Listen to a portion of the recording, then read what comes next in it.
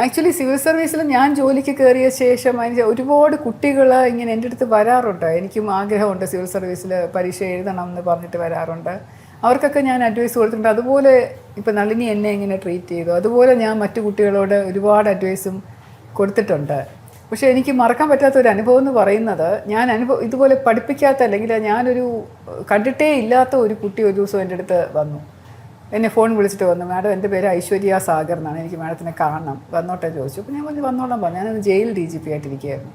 ഐശ്വര്യ വന്നിട്ട് എൻ്റെ അടുത്ത് പറഞ്ഞത്, ഞാൻ 8ാം ക്ലാസ്സിൽ പഠിക്കുമ്പോൾ തൊട്ട് മാഡത്തിൻ്റെ പടങ്ങൾ വെട്ടി എൻ്റെ ഈ മുറി മുഴുവൻ ഒട്ടിച്ച് എനിക്കൊരു ആരാധന പോലെ, ശ്രീലേഖ ഇങ്ങനെ ആരാധന പോലെ മാഡത്തിൻ്റെ പടം ഇങ്ങനെ വെട്ടി എല്ലാ ആർട്ടിക്കിൾസും വെട്ടി ഒട്ടിച്ച് ഞാനിങ്ങനെ അതും നോയിക്കൊണ്ട് കിടക്കും, സ്വപ്നം കാണും.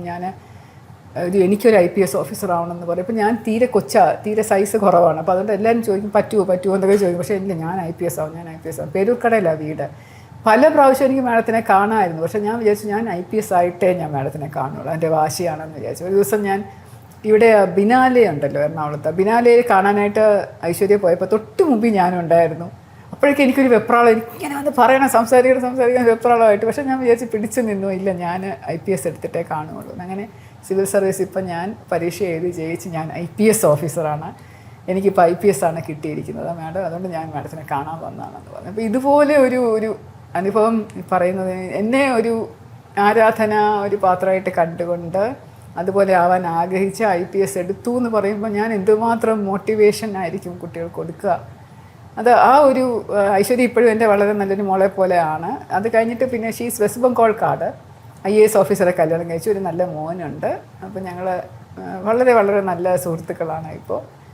Very sweet and very Brave lady. കാരണം വെസ്റ്റ് ബംഗാൾ കാർഡിൽ സാധാരണ പെൺകുട്ടികൾക്ക് അങ്ങനെ നല്ല പോസ്റ്റിംഗ് കൊടുക്കാറില്ല. പക്ഷേ ഐശ്വര്യക്ക് എപ്പോഴും നല്ല പോസ്റ്റിംഗാണ്.